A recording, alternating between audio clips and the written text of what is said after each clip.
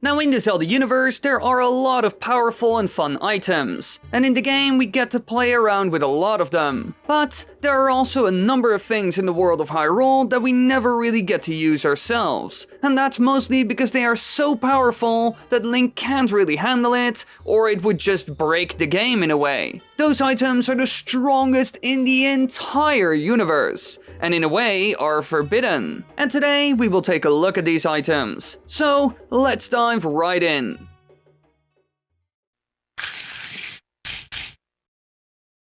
Number 5.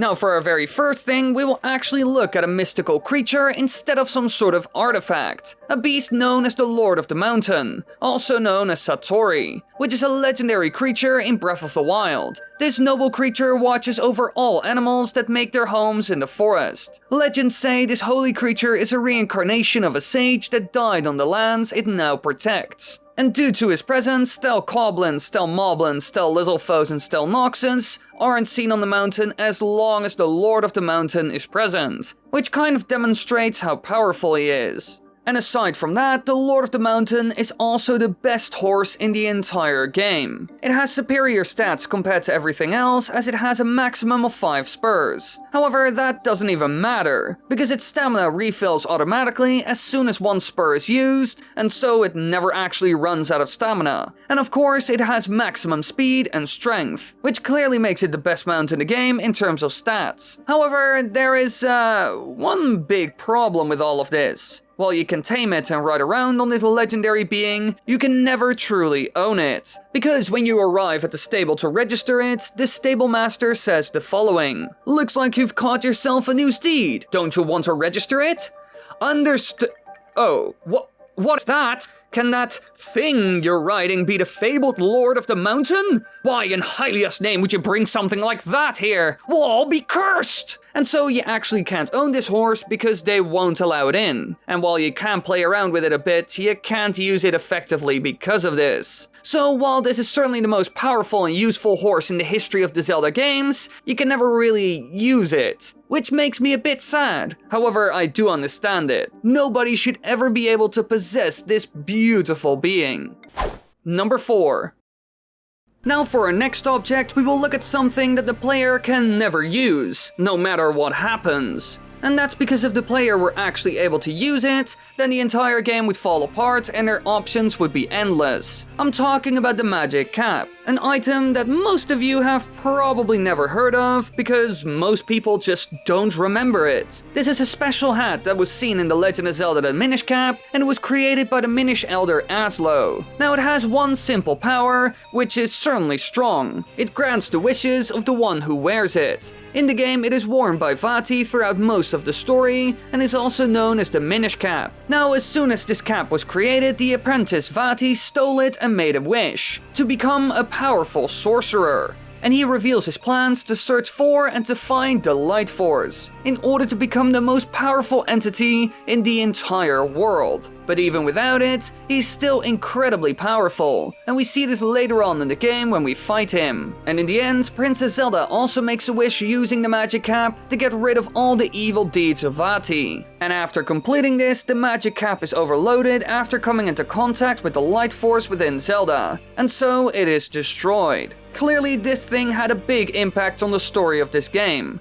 and after all of it, the cap never returned. Now clearly this thing was very powerful. In a way, it's similar to the Triforce, which can also grant any wish, although I think the cap isn't as powerful. I mean, sure, the Minish were powerful and all, and even made the Picori blade, but they aren't gods. Regardless of that though, they are still able to make a magical artifact that's so strong that it can alter the entire world around you. To be honest, there aren't many other things in the entire Zelda universe that can do a similar thing. Well, now that I think about it, there are no others aside from the Triforce, making this a less powerful but still very useful Triforce. Sort of.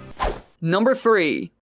Now at some point in time, Nintendo got a weird fascination with masks. All of a sudden, they were great and had to be in the Zelda games. And thanks to this, we have seen a couple of masks in the games that were incredibly powerful, but we were never allowed to use them. And there's one that really stood out to me when I was a kid, and again when I started working on this video, Defused Shadow. And the true power of this item is immense. This is for sure one of the best items ever seen in the franchise. When just using a fraction of its power, Midna completely obliterated Zant in one shot. And when Midna dons the complete Fused Shadow, it transforms her into an enormously powerful spider-like creature, capable of piercing the otherwise impenetrable barrier around Hyrule Castle created by Ganondorf. Now this mask was made by a group of powerful dark mages known as the Interlopers, who used this mask to take over the world. Now in the end this didn't work out, and the mighty gods of Hyrule banished them to the Twilight Realm. And of course they also locked away the individual pieces of this mask, so no one else could ever use it. In the end, Link and Midna collected to defeat Zant and save the world, and anyone who came into contact with it got corrupted and pretty darn strong. Virus is a good example of this. However, even though it is really strong, the power of the Defused Shadow is less than that of the power of the goddesses. We see this when Midna challenges Ganondorf, because later on he emerges from the encounter seemingly unharmed,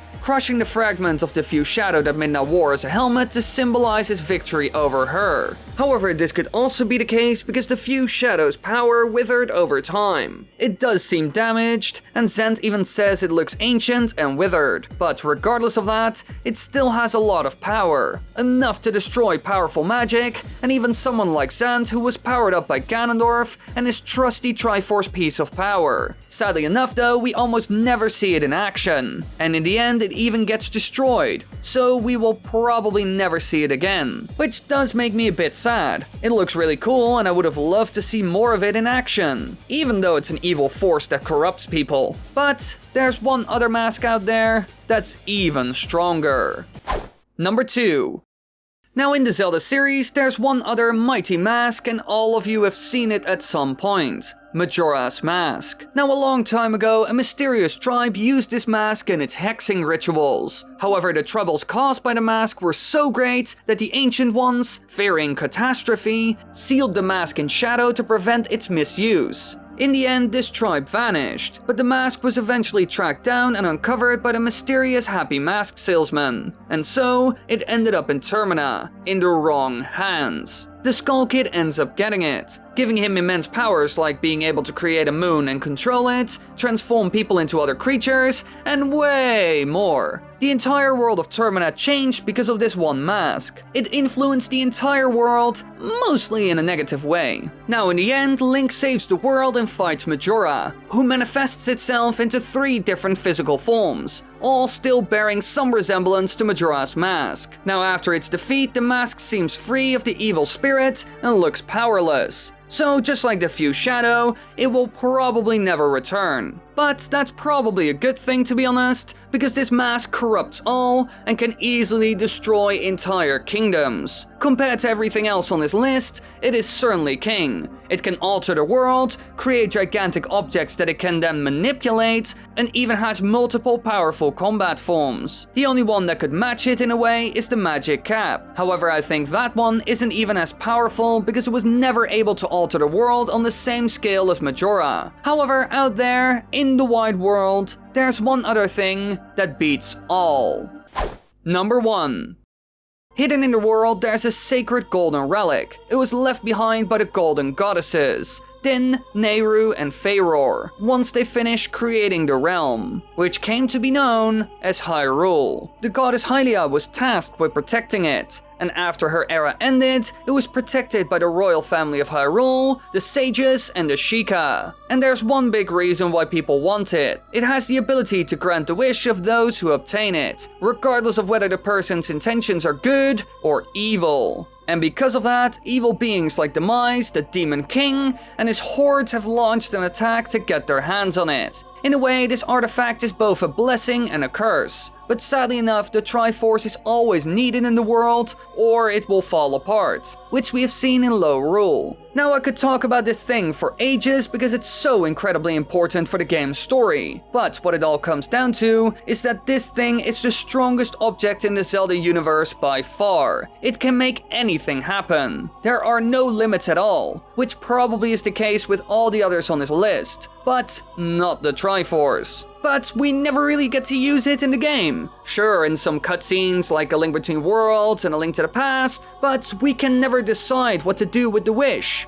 And so, we can never truly use this artifact. Which is a bit of a bummer, because this thing is easily the most powerful object in the world. And the one who holds it decides the destiny of all.